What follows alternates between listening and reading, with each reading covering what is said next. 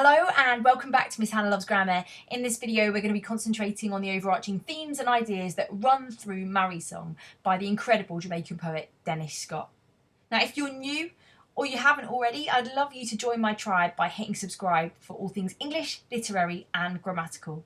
So let's get into it. Dennis Scott, as I already mentioned, is an incredible Jamaican playwright, poet and even actor who I consider a central voice of the Caribbean in his works. He rose into prominence after Jamaican independence in 1962, and his first collection, Uncle Time, was published in 1973, and it won the Commonwealth Poetry Prize. He uses nation language, if you like, a mix of Creole and patois dialect, and this is given credibility by being placed in his works, and it empowers this idea of understanding the authenticity of the voice of the Caribbean.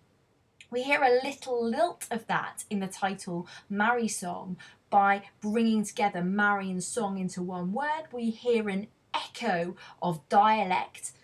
But really, the poem Marrysong and its title is mirroring the gaze of a man desperate to understand his wife. This poem is about understanding the enigma that is married life and what it means to commit to one person.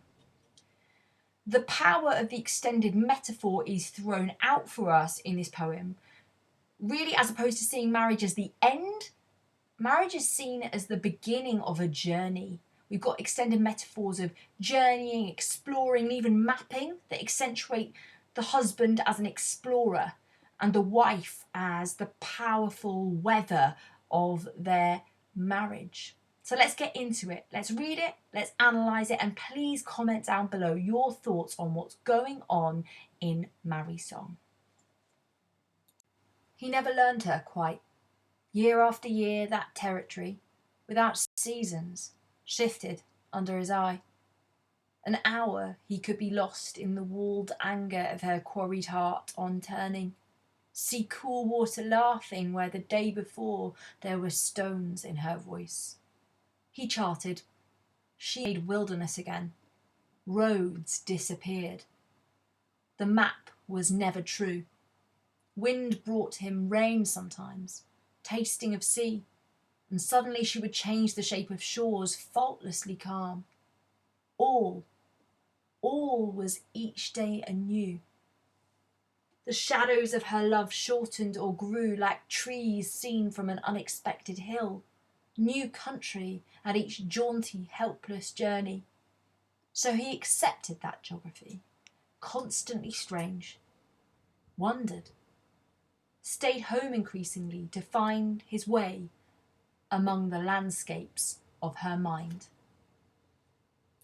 So the structure of this poem smacks us in the face, not just as free verse, but of 17 lines that heighten the confusion at the heart of this marriage, with the husband trying to understand the unpredictable personality of his wife, and we have to question to some extent whether the structure of this poem mirrors the idea that this is a sonnet that adds a little bit more with those three final lines that shift it up.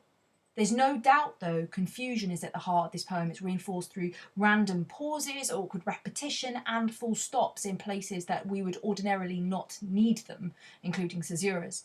We've also got time imagery that I've highlighted in green for you that draws out the raw tensions of trying to live and understand someone intimately.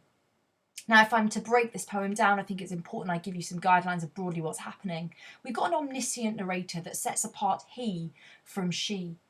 And in lines 1 to 6, they set out the scene of what's happening in this marriage. The opening sentence of the poem, he never learned her quite, is so important to unpack grammatically. Because she, or in this case her, is the object of the sentence. And to some extent, he is the sentence subject. So as we unpack this, we recognise that there is a problem here in their marriage about identity.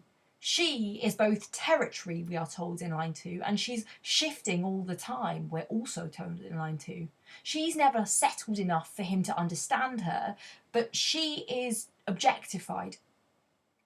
We learn later in line 7, he charted. So he's like a cartographer mapping the way, And she and he are in opposition across this poem.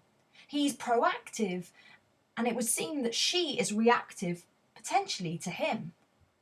When we skip to lines 7 and 8, it's important for us to acknowledge that we get 4 sentences in 2 lines. That's really quite busy. And those lines are abrupt in the mood change of acknowledging the reactivity of the wife. He charted, she made wilderness again. Roads disappeared, the map was never true. There's a complexity in every single simple statement that we're offered. He charted, that's him determined to understand it, but her wilderness again, it's the wild side. The roads disappeared. It's like, well, this is something new every time it happens. The map was never true. It suggests that he's determined in his discovery, but his discovery is never unearthing the true detail of the struggle. And so I guess from line 7, he charted, all the way through to the end of line 14, we heighten the idea of the husband exploring and the power of the wife reacting. But this idea of a helpless journey and this idea of him charting her implies the husband is overbearing in his explorations and prompting aggression in her. I think it's interesting to note further down that we see the repetition of just 2 words, new and all, which stress the frustration from the husband. All was each day new. And then later on in line 14, we're told there's a new country. And so the frustrations are there for him also. But if it was just as simple as that, we would be, well, looking at quite a dodgy sonnet, really. But it's the final 3 lines of this poem that add something more. We've got this kind of marked volta. And that connective in line 15, so he accepted that geography. Without these final lines, we're lost. He learns his lesson, and so do we. I wonder if this poem is reticent to judge who's wrong, but the fact that we get to see it from his point of view, as it's told through this omniscient narrator who seems to be concentrating on the subject of the husband first, it implies that we're able to understand the husband's mistakes also. I think it's interesting to note that we're rarely seeing rhyme. In the final couplet of the poem, we get mind and find, and there's a kind of closure in a full rhyme at the end of this poem there in lines 16 and 17. But the only other rhymes that are true are found in line 8 with true and with new and grew found in 11 and line 12 respectively. One of my favourite moments in this poem is the pun used in line 16, wondered. Well, no, actually, it should be wandered. He's thinking and exploring.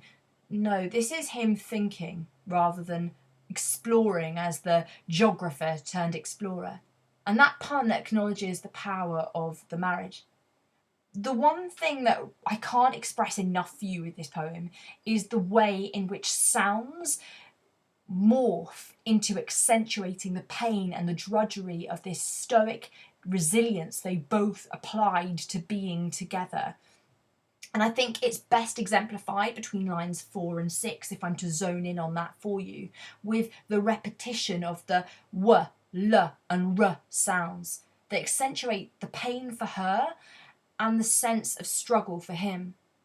The sounds also of her stony personality that comes out, the stones in her voice, the pain that we hear from him. Wind brought him rain sometimes, tasting of sea. Well, that implies tears.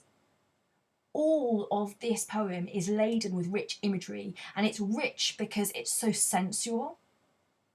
Whether it's the landscapes of her mind that grips you or the idea of a husband desperate to do well, this poem absolutely acknowledges the unseen depths and difficulties of marriage, and I'd love to know your comments down below on your thoughts. Why not subscribe to Miss Hannah Loves Grammar for all things English, literary and grammatical?